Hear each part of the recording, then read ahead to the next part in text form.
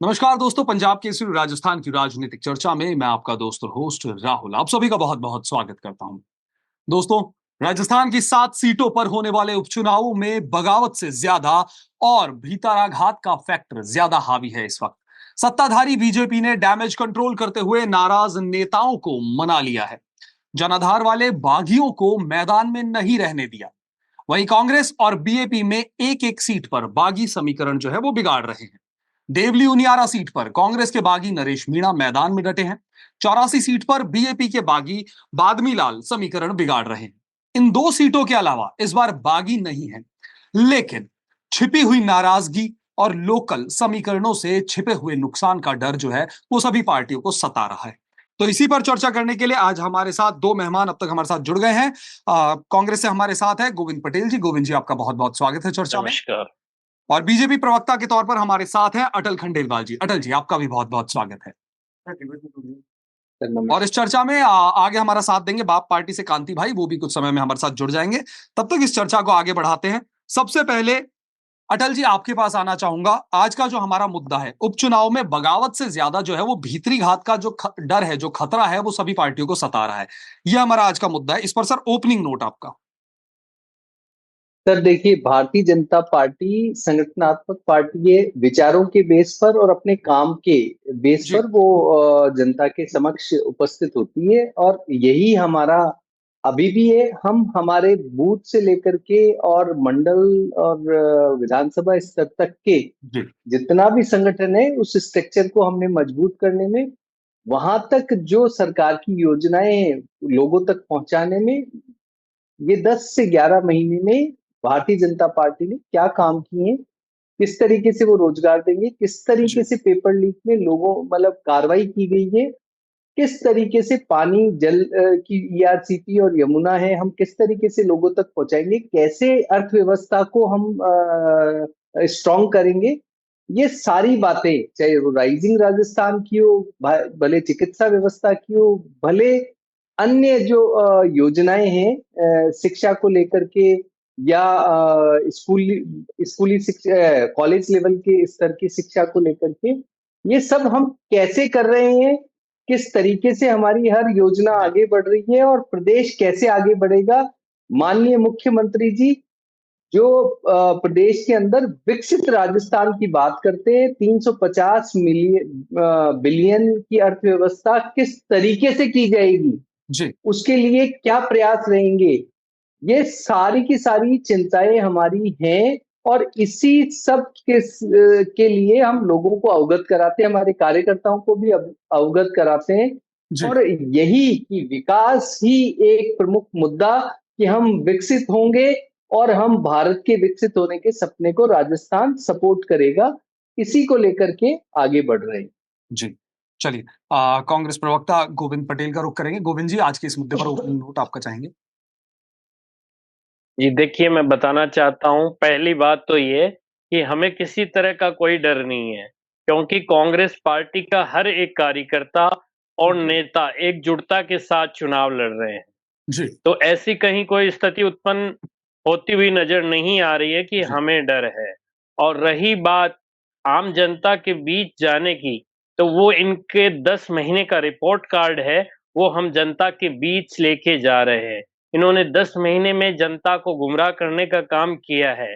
प्रदेश में जो हमारी पूर्ववर्ती कांग्रेस सरकार ने जिन योजनाओं को आमजन के हित के लिए लागू किया था, उन्हीं योजनाओं को इन्होंने या तो बंद कर दिया या फिर इन्होंने कमजोर कर दिया। ऐसी स्थिति में हम कहीं भी चुनाव में डरने जैसी स्थिति हमें महसूस नहीं हो रही है, क्योंकि हम हर एक विधानसभा चुनाव, जी। जो उपचुनाव है, वो जीत रहे हैं। और हमारे तमाम नेता जो कांग्रेस के सीनियर लीडर है, चाहे वो हमारे पूर्व मुख्यमंत्री अशोक गहलोत जी हो, चाहे वो सचिन पायलट जी हो, चाहे हमारे प्रदेश कांग्रेस के अध्यक्ष गोविंद सिंह डोटासरा जी हो, या जी। हमारे प्रतिपक्ष नेता जो टीकाराम जूली जी है, वो सब अपने-अपने स्तर पे जिस हिसाब से उनका कार्यक्रम तय हो रहा है, उसी हिसाब से वो सभी हमारे सातों सीटों पर उपचुनाव के जो प्रत्याशी है, उनके समर्थन में सभाएँ कर रहे हैं। और हमें ये पूर्ण विश्वास है कि हम सातों की सातों सीटों पे चुनाव जीत रहे हैं। चलिए भाजपा ने जी जनता को गुमराह करने का जो काम किया है, वही जनता उसी का जवाब इनको वोट की चोट करके देगी। गोविंद जी, आपका ही रुख करना चाहूंगा, इस चर्चा को आगे बढ़ाएंगे। आप गुमराह करने की बात करते हैं, आरोप लगा रहे हैं बीजेपी पार्टी पर, लेकिन जो आज का हमारा मुद्दा है वो बगावत का है और भीतरी घात को लेकर है। बगावत कांग्रेस पार्टी में इस वक्त जो है वो साफ तौर पर नजर आ रही है। कांग्रेस में कई सीटें ऐसी है जहां पर बगावत जो है खुले तौर पर दिखाई दे रही है। साथ ही भीतरा घात का जो मुद्दा है वो भी एक बड़ा फैक्टर बना हुआ है इन चुनावों में, उपचुनाव के अंदर। उसको लेकर क्या कहेंगे? देखिए, टिकट मांगने का सबको अधिकार है और जी कुछ नेताओं ने टिकट मांगी। जी हमारी पार्टी ने जो सर्वे करवाया, जो पार्टी के नेताओं ने पूरे सर्वे के आधार पे टिकट दी है। जाहिर जी सी बात है, अगर किसी को टिकट नहीं मिलती है तो वो नाराजगी भी जाहिर करता है, दुखी भी होता है। जी पर ऐसी स्थिति नहीं बनेगी कि हम उसके लिए हमें नुकसान होगा या हमें इसका खामियाजा भुगतना पड़ेगा। जी डर हमें पहले भी नहीं था, डर हमें अब भी नहीं है, तो देवली क्योंकि उनियारा सीट पर सर हमने नरेश मीणा जो कैसे मैदान में, फोन उसको किया? लेकर क्या कहेंगे? हमने क्या किया? देखिए, वो उनका खुद का एक नरेश जी का खुद का एक विचार था। उन्होंने हमारे प्रदेश अध्यक्ष गोविंद डोटासरा जी से मुलाकात की थी। जी उन्होंने कहा था मैं चुनाव नहीं लड़ रहा हूँ, लेकिन फिर उन्होंने दोबारा चुनाव लड़ने की जो घोषणा है वो की। तो जी देखिए, हमारे कांग्रेस के कार्यकर्ता, पदाधिकारी, नेता एकजुटता के साथ चुनाव लड़ रहे हैं। हमें कोई डर वाली स्थिति नहीं है। हम सातों की सातों सीट जीत रहे हैं। जी साथ ही अगर देवली उनियारा सीट की बात करूं तो नमो नारायण मीणा जी की नाराजगी भी एक बड़ा फैक्टर बन सकती है कहीं ना कहीं आपका, कांग्रेस को जो नुकसान सीटों का, वोटों का पड़ने का। देखिए, हमने किया?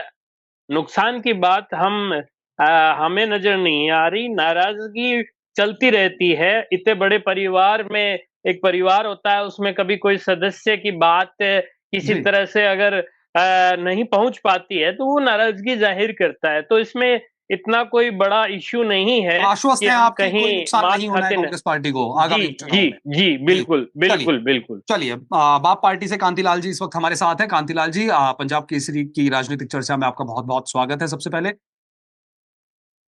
धन्यवाद, जोहार, सत श्री अकाल। जी, जय जोहार कांतिलाल जी। कांतिलाल जी, जय जय। जिस तरीके से उपचुनाव के अंदर जो भीतरी घात और बगावत जो बाप पार्टी में भी देखने को मिल रही है, उसको लेकर ओपनिंग नोट सबसे पहले तो क्या कहना चाहेंगे? देखिए सर, हमारी बीएपी बाप पार्टी में कोई भीतरीघात नहीं है।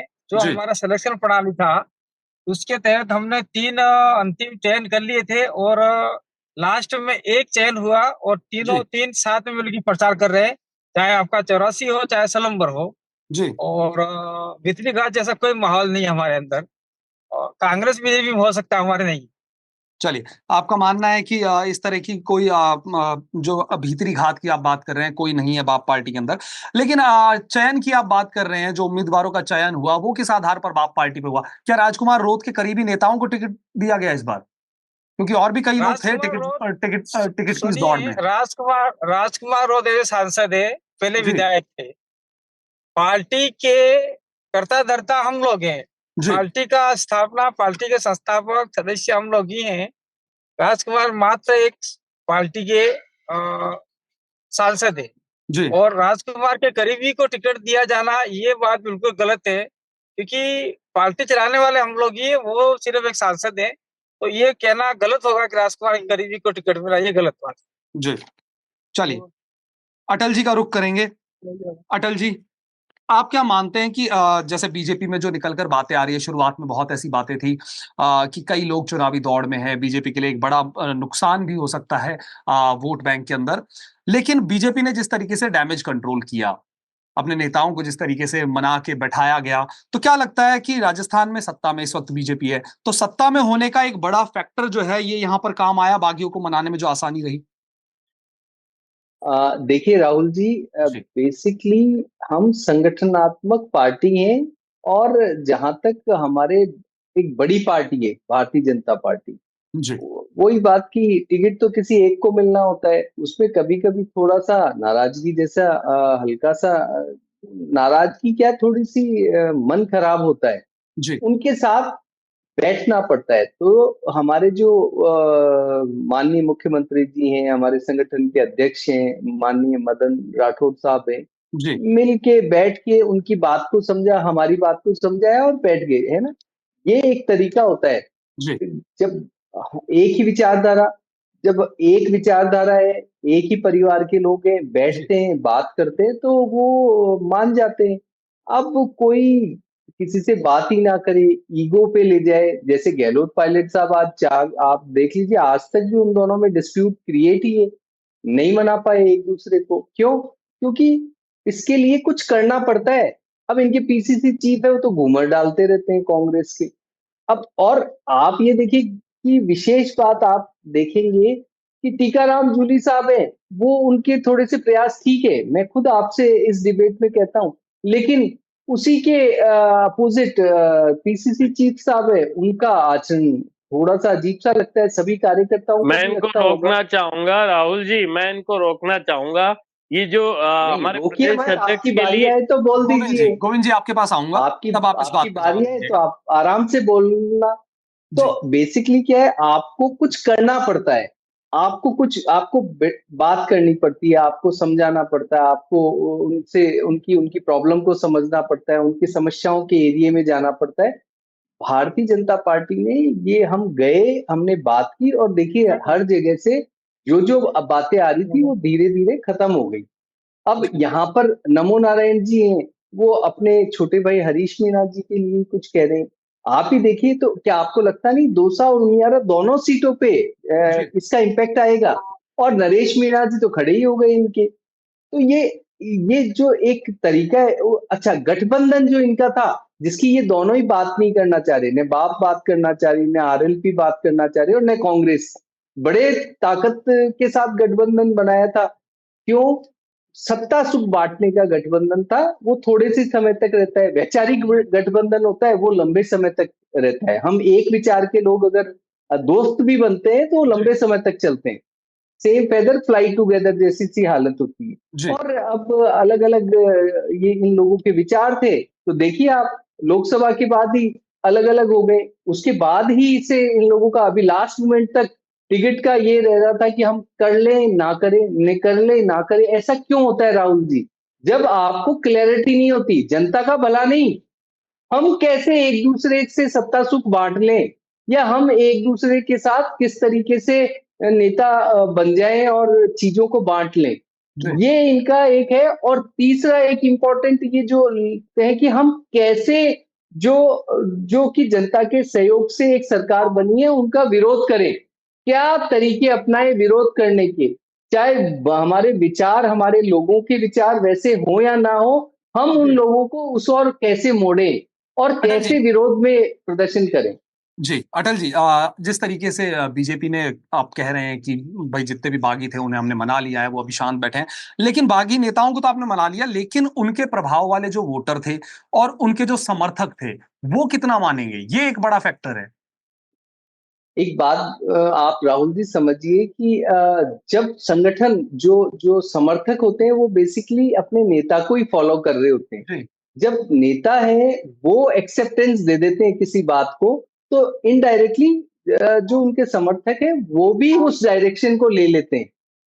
तो ये एक सामान्य ये एक तरीके से कहें, इसे मनोविज्ञान है कि जी भी संगठन का नेता अगर एक बार किसी चीज को एक्सेप्ट कर लेता है, जी तो उनके जो समर्थक हैं वो उसका एक्सेप्टेंस को स्वीकार करते हैं।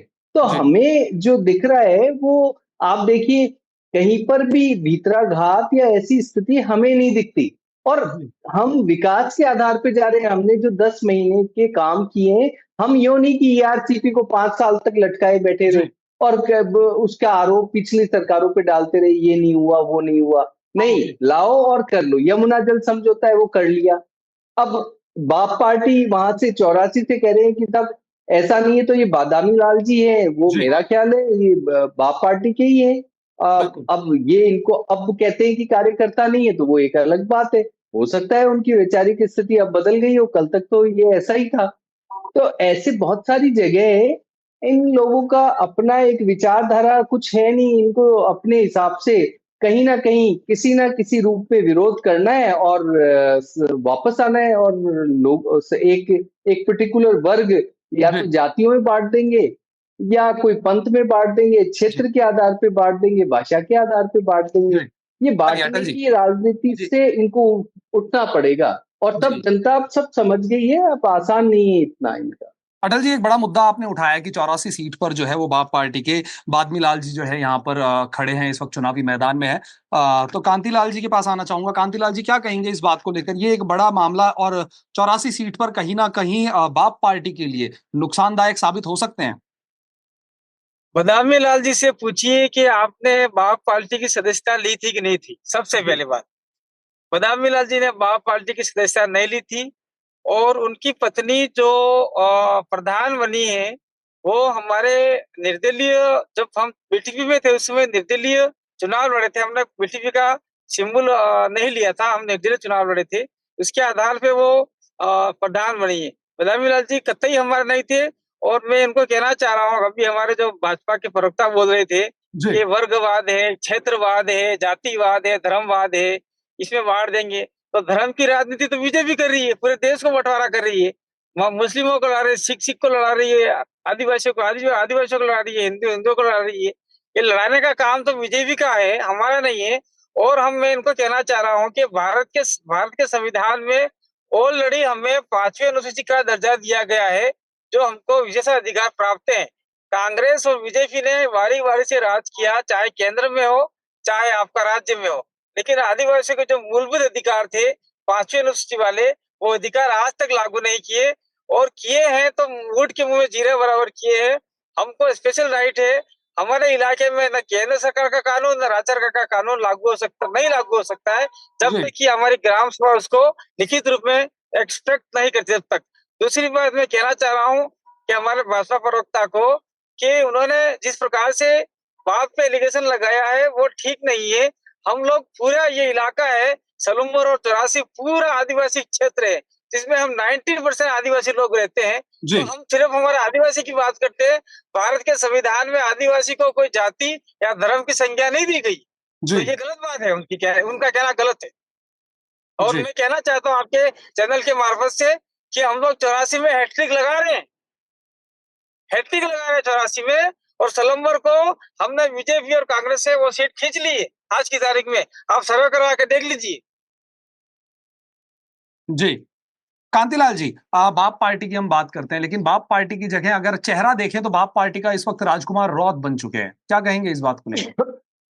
नहीं, ये गलत बात है, गलत बात है। ये मीडिया और ये जो आपके पार्टी वाले लोग हैं, अखबार वाले लोग हैं, वो राजकुमार को चेहरा बना रहे हैं, न कि दरअसल में राजकुमार चेहरा है। राजकुमार चेहरा नहीं है, हमारी विचारधारा है, और हमारे जो लोग हैं वही चेहरा है। बाप पार्टी का राष्ट्रीय अध्यक्ष है, बाप पार्टी का मैं संस्थापक हूँ। राजकुमार इसलिए आपका चेहरा बन चुके हैं क्योंकि वो एक सांसद हैं, और उससे पहले वो एक विधायक थे, क्योंकि उनके जी। पास एक आपका संवैधानिक पद है। इसके आधार पे वो चेहरा बन चुके हैं, लेकिन वो वास्तविक में चेहरा नहीं है। ये चेहरा जैसा चेहरा बनाने का काम और तोड़ने का काम मीडिया ही कर रही है, हमारे लोग नहीं कर रहे। सर, आप विचारधारा की बात करते हैं कांतिलाल जी, लेकिन बाप पार्टी का पहले भी टुकड़े हो चुके हैं। बाप पार्टी बीटीपी जो है वो बाप पार्टी से निकल कर आई। अभी भी कई कैंडिडेट्स हैं जो आपके अगेंस्ट खड़े हैं। क्या कहेंगे?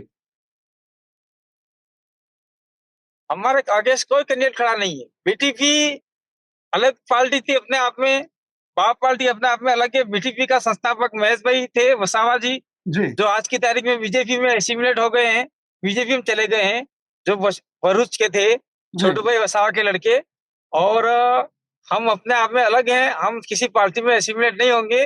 जो हमारी विचारधारा से मेल खाता होगा उनको हम लोग समर्थन देंगे। जी। दूसरी बात, हमारे बीजेपी भाईश्री ने कहा था कि भाई ये लोग उनका कोई वजूद नहीं है, ये नहीं है, वो नहीं है कहा था। तो जी। हमने सिर्फ लोकसभा में गठबंधन जैसा माहौल पैदा किया था, राज्य के विधानसभा में कोई गठबंधन जैसा माहौल पैदा नहीं किया। जी। चलिए, गोविंद जी आपका रुख करूंगा। पहली बात, आप कुछ कहना चाह रहे थे। अटल जी जब जवाब दे रहे थे उस वक्त आप हाँ, मैं एक जो मुद्दा था वो रखना चाह रहे थे। जी। कांतिलाल जी ये अभी से हमारे प्रदेश अध्यक्ष को लेकर ये कह रहे थे कि वो घूमर करते हैं, इनको पता नहीं है। पहली चीज, जो तेजाजी का जो भजन है उस जी। पे अगर इन्होंने कुछ किया तो वो क्या गलत है क्या? पहली चीज तो मेरा सवाल इनसे ये है, और जी दूसरी चीज, वो ही प्रदेश नहीं, मैं अध्यक्ष तो कह है रहा हूँ जिनके अच्छे से घर करते हैं। आपने। मैं कहा, मैं तो कह रहा हूँ बहुत अच्छा करते हैं, अच्छी ट्रेनिंग है जी अटल जी, और गोविंद जी अच्छा है। अपनी बात रखने दीजिए। जी गोविंद जी, शायद कुछ टेक्निकल इशू की वजह से गोविंद जी डिस्कनेक्ट हो गए, वो जुड़ेंगे तब उनसे जवाब लेंगे। तब तक अटल जी आपका रुख करूंगा सर। देवली उनियारा में विजय बैसला टिकट कटा, हालांकि मान गए, लेकिन समर्थकों में नाराजगी सर अभी भी वहां नजर आ रही है, क्या कहेंगे? सर देखिए, बेसिकली मैंने आपसे पहले की विजय बैसला साहब हैं, जी वो भाजपा के बहुत अच्छे साथ देते हैं, जी संगठनात्मक रूप से भी अच्छा, मतलब वो उस विचारधारा से ही है। तो जी वहां पर शुरुआती दौर में हो सकता है उनको लगा, लेकिन बाद में जब जब लीडर ही जी एक्सेप्ट कर लेता है किसी विचार, किसी उससे, तो उसके बाद उनके समर्थक भी धीरे धीरे अपने लीडर के साथ लग जाते हैं। तो बैसला जी अब वहां पर जा रहे हैं, अपनी बात रख रहे हैं, और जो देवली उनियारा में हमारे कैंडिडेट हैं, उनको वो अच्छा समर्थन दे रहे हैं, राजेंद्र जी गुर्जर साहब को। जी तो वहां पर ऐसा आपको लगेगा भी नहीं। और देखिए, जहां तक कांति जी का सवाल था कि भाजपा वाले धर्म के आधार पे लड़वाते हैं, तो जी हम तो कहते हैं कि भाई भाजपा वाले तो हम तो धर्म को लेकर के हम कहते हैं धर्म के साथ चलो। इसमें क्या बताइए आप कि धर्म के साथ चलो, बस इतनी सी तो बात करते हैं हम। और धर्म के साथ चलना क्या, अधर्म के साथ तो किसी को भी नहीं चलना चाहिए। धर्म की अपनी परिभाषाएं हैं, उसको बस उसको जान लेने वाली बात है। जी और रही बात कि ये पूरा भारत है, वो हम सभी का है, और हम सभी के उत्थान की बात करें तो बहुत बढ़िया बात है। और जहां तक आदिवासियों की बात है, तो देखिए अभी जो हमारे यहाँ 84 से या सलमपुर से कारीलाल जी खड़े हुए हैं, तो वो भी जी आदिवासी हैं और वो भाजपा की विचारधारा से ही हैं। तो केवल ये कि हम ही आदिवासियों का प्रतिनिधित्व करते हैं और कोई करता ही नहीं है, तो ये चलने वाली बात नहीं है। भले चाहे वो महेश रौत जी कांग्रेस के हों, वो भी आदिवासी हैं। तो मेरा कहना है कि भाई देखिए, आदिवासियों के लिए जो भी कदम बढ़ाने हैं, जी वो बिल्कुल भारतीय जनता पार्टी भी उसको प्राथमिकता से उठा रही है, दे रही है। जो जो वादे किए कि स्टेडियम बनाना है प्रताप, और वहां पर बहुत सारी छात्रवृत्तियां देनी है, उन्हें बाहर लाना है। अगर आप पिछले 30 साल के अंदर देखेंगे, तो आदिवासी धीरे धीरे धीरे धीरे धीरे डेवलप हुए हैं एरिए। बहुत पहले आप आज के, और ये हमारे प्रधानमंत्री जी ने तो कितनी योजनाएं वहां देना शुरू कर दिया है पिछले 10 साल का। अगर आप डेटा उठा के देखें, और इनफैक्ट शहरों की और वहां की स्थितियां भी देखें, तो आपको बहुत बदलती हुई नजर आएगी। अब उसके लिए थोड़ा सा अगर मान लो और भी बहुत सारी चीजें हैं, तो उसको बैठ करके बात की जा सकती है। और वो तैयार है, प्राथमिकता वो देते ही है। वो कहते हैं कि राहुल ठीक जी, है, मेरी हम तो बात कहते पूरी भी नहीं कि करने आप अलग दीजिए, हो। क्योंकि अभी नेटवर्क में प्रॉब्लम थी कुछ। जी बिल्कुल बिल्कुल, इसीलिए आप डिस्कनेक्ट हो गए थे, तभी मैंने सवाल अटल जी से लिया, वापस आपके पास लौटूंगा गोविंद जी। एक बार अटल जी को अपनी बात खत्म कर लेने दीजिए। जी तो अटल जी। बेसिकली हमारा सबका कर्तव्य ये है कि हम जनता को क्या सहूलियत दे सकते हैं, किस तरीके से दे सकते हैं, किस तरीके से साथ रख सकते हैं, हमारी जी संस्कृति जो भी वैल्यूज है उनको कैसे आगे बढ़ा सकते हैं, और आने वाली जो पीढ़ियां हैं उनको भी कैसे संस्कारित कर सकते हैं। ये देश एक ही रहेगा और जी रहना चाहिए। चलिए जी गोविंद जी, रखिए अपनी बात सर, क्या कहना चाह रहे मैं इनको बता रहा था कि थे? जी वो ही प्रदेश अध्यक्ष है जिनके घर आपने ईडी भेजी थी, लेकिन ईडी को कुछ नहीं मिला था, और वहां ईडी को मुंह की खानी पड़ी थी। और उसके बाद आपने आरोप लगाए कि रीट को लेकर आरोप लगाए, लेकिन उन्होंने अभी चूरू में कार्यक्रम में उन्होंने कहा, इससे पहले भी कह चुके हैं कि भाजपा में हिम्मत है, अगर इनकी औकात है तो मुझे गिरफ्तार करके दिखाएं, क्योंकि ये झूठे आरोप लगाने का काम बीजेपी कर रही है। और ये अभी हरीश मीणा जी की, नमो नारायण जी की बात कर रहे हैं, इनके मंत्री किरोड़ी लाल मीणा ने जी किस तरह का नाटक नौटंकी की, जो पूरी प्रदेश की जनता देख रही थी। इन्होंने कहा मैं मंत्री नहीं हूं, सरकार इनके मुख्यमंत्री इस्तीफा नहीं ले रहे कि नहीं मंत्री है, तो ये चल क्या रहा था? वो अपने भाई को टिकट दिलाने के लिए। आप जिस तरह की बात करते हो, वो किस आधार पे कर रहे हो, मुझे ये समझ में नहीं आ रहा। ये आदिवासियों की बात कर रहे हैं, इनके मंत्री ने आदिवासियों को लेकर क्या बयान दिया था? कितने बड़े आंदोलन वहाँ हुए थे। जी, और वही प्रदेश अध्यक्ष के नेतृत्व में लोकसभा चुनाव में इन्होंने जो 400 पार का नारा दिया था, हमारे राजस्थान में जो चुनाव हुए थे, लोकसभा चुनाव गोविंद डोटासरा जी के नेतृत्व में हुए थे, और इनकी स्थिति प्रदेश की जनता ने जवाब दिया वोट की चोट करके, और वही स्थिति उपचुनाव में होने वाली है। जी। लेकिन वही अगर गोविंद जी, अगर मैं सलूबर सीट की बात करूं और कांग्रेस पार्टी की बात करूं, तो पिछली बार के जो उम्मीदवार थे और कांग्रेस की supreme body, Congress working committee के मेंबर भी थे, रघुवीर मीणा, वो टिकट कटने से खासे नाराज हैं। उनके समर्थक भी सक्रिय दिखाई नहीं दे रहे। और साथ ही साथ यहाँ पर एक बात ये भी निकल कर आ रही है, उनके समर्थक मौजूदा जो कांग्रेस उम्मीदवार है रेशमा मीणा, 2018 में बागी होकर कांग्रेस से लड़ी थी। रेशमा की वजह से याद हो तो रघुवीर जी चुनाव हार गए थे, और अब रघुवीर मीणा के समर्थक जो है वो रेशमा का साथ नहीं दे रहे। देखिए, ऐसा कुछ नहीं है। कार्यकर्ता, कांग्रेस के कार्यकर्ता एकजुट है। साथ देने वाली, नहीं देने वाली कोई बात नहीं है। और रही बात नाराजगी की, नाराजगी मैं पहले भी कह रहा हूं कि थोड़ी बहुत नाराजगी संगठन में, पार्टी में चलती रहती है। लेकिन हमारे कांग्रेस के जो सीनियर नेता है, जो हमारे कांग्रेस के लीडर है, वो बात कर रहे हैं। अगर कहीं लेकिन कोई सर नाराजगी जैसी स्थिति है, जी जी जी, सलूम्बर और 84 सीट की तो बात करूं तो यहाँ पर तो कांग्रेस पार्टी तो गठबंधन के लिए लगी हुई थी। जी, गठबंधन के लिए कहीं ऐसा कोई, कांग्रेस पार्टी ने कोई ऐसा कोई ऐलान तो किया नहीं कि हम गठबंधन कर रहे हैं। कांग्रेस के प्रदेश अध्यक्ष जो उनके नेतृत्व में चुनाव हो रहे हैं, उन्होंने पूरी मीडिया के सामने ये कहा था कि हम अकेले चुनाव लड़ रहे हैं।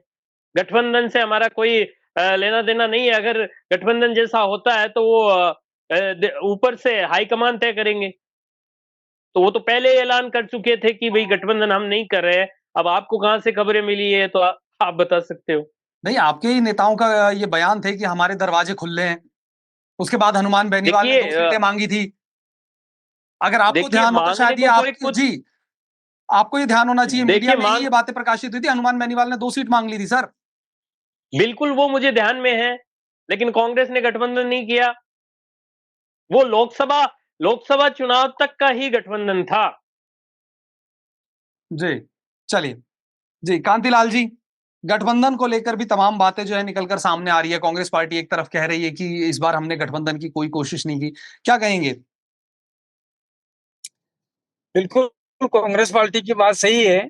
जी, गोविंद सिंह जी डोटासरा सागवाड़ा आए थे अभी अभी शायद 15-20 दिन के लिए हमारे जी, डूंगरपुर प्रवास पर। मैं उनसे मिला था जी, और गठबंधन जैसी बातें कोई नहीं हुई।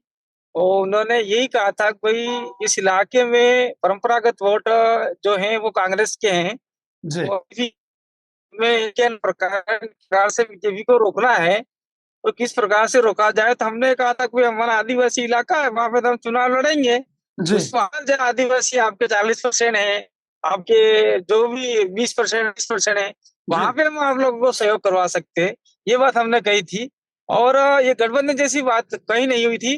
दूसरी बात, अभी आपने एक बात बताई थी कि गोविंद सिंह डोटासरा अच्छा नाचते हैं, तो नाचने का काम तो हम भी करते हैं। आदिवासी देखा होगा आपने, ढोल ढमा के साथ नाचते हैं। तो जी। डोटासरा जाट समुदाय से, तो उनका भी नाचने का काम है।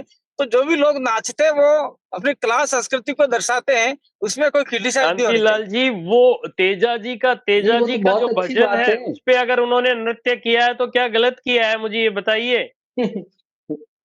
वो नहीं अगर नहीं, ऐसा मैं क्या कह रहा करते हूँ आपने तो सुना बहुत नहीं। अच्छा जो होता। भी नाचेगा, जो नरेंद्र मोदी जी भी आदिवासियों के बीच में छत्तीसगढ़ और झारखंड जाके नाचते हैं। सोनिया गांधी, राहुल गांधी, आपके इंदिरा गांधी, और उससे पहले जो भी बीजेपी और कांग्रेस के बड़े नेता लीडर हुए केंद्र सरकार के, वो जी, आदिवासियों के बीच में नाचे हैं। तो क्या हमने गलत किया? किरोड़ी लाल जी क्या मीणा है नचा रहे थे ना, इनको किरोड़ी क्या लाल है जी मीणा नचा सांस्कृतिक रहे थे ना, इनको किरोड़ी सांस्कृतिक लाल जी मीणा जो भी नचा रहे थे ना।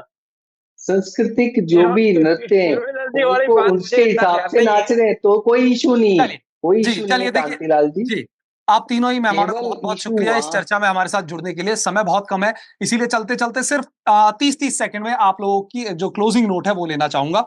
सबसे पहले गोविंद जी क्या कहना चाहेंगे आज के इस मुद्दे को लेकर? क्लोजिंग नोट मात्र 30 सेकंड के समय में। देखिए, मैं यही कहना चाहूंगा कि हमारी पार्टी में कार्यकर्ता और नेता एकजुट है। हमारे कहीं भी भीतरी घात जैसी कोई स्थिति नहीं है और हम 7 सीटों पे चुनाव जीत रहे हैं। चलिए, कांतिलाल जी क्या कहेंगे सर? जिन 2 सीटों पर आपके उम्मीदवार हैं। देखिए, पंजाब केसरी की न्यूज मार्फत से हम लोग कहना चाहते हैं, हमारे अंदर कोई विदर्गात जैसा माहौल नहीं है। हम सभी लोगों को साथ में लेकर चलते रहे, आदिवासी हो चाहे ओबीसी, जनरल, एससी और माइनॉरिटी या आपका कोई भी समाज हो, उसको सबको साथ में लेकर चल रहे। उनके साथ में शोषण, अत्याचार, अन्याय नहीं होना चाहिए। और हमने 2 सीटें खड़ी की है, आपका 84 और सलम्बर, दोनों जी। सीटें हम लोग अच्छी खासी लीड से जीतेंगे और कांग्रेस बीजेपी के साथ में मिलकर काम करेंगे, हमें किससे कोई आपत्ति नहीं। चलिए, अटल जी क्या कहेंगे सर? Closing note. देखिए, बहुत स्पष्ट है आपके इस चैनल के माध्यम से कहूंगा कि देखिए, कैसे भी जनता को कहना चाहूंगा डाइवर्ट ना हो, न बंटने की कोशिश करे। कोई आधार कोई भी हो, हम सब एक हैं, विचारधारा को वोट दीजिए। जी। ये भावनात्मक रूप से बहने का या इन केवल झूठे मूठे वादों में ना आए और भारतीय जनता पार्टी की विचारधारा और उसकी कार्यशैली 10 महीनों की देखिए, वो हमेशा आपके साथ है और जनता के लिए है, जनता की चुनी हुई सरकार है और हम हर वक्त जनता के लिए उपयोगी योजनाएं लाते रहेंगे। उनका अपग्रेडेशन और इस स्टेट का अपग्रेडेशन ही हमारा ध्येय वाक्य है। जी। धन्यवाद। चलिए, बहुत-बहुत शुक्रिया आप तीनों ही मेहमानों का इस चर्चा में हमारे साथ जुड़ने के लिए। तो दोस्तों, जल्द ही उपचुनाव है। हालांकि तीनों पार्टियों का, बाप पार्टी की बात करें, कांग्रेस की बात करें, बीजेपी की, तीनों पार्टियों का ये कहना स्पष्ट है कि कोई भीतरी घात नहीं है, ना ही कोई बगावत, जैसा बीजेपी ने हमने देखा बगावती सुर जो है शुरुआती दौर में बहुत ज्यादा नजर आए थे, लेकिन धीरे-धीरे करके डैमेज कंट्रोल उन्हें कर लिया गया। अब हालांकि डैमेज कंट्रोल कितना हुआ है तीनों ही पार्टियों का, ये तो आने वाला समय बताएगा। लेकिन फिलहाल के लिए इस चर्चा में इतना ही। मुझे और हमारे तीनों मेहमानों को दीजिए इजाजत। नमस्कार। सीताराम सैनी की तरफ से समस्त देशवासियों को दीपावली के पावन पर्व की हार्दिक शुभकामनाएं।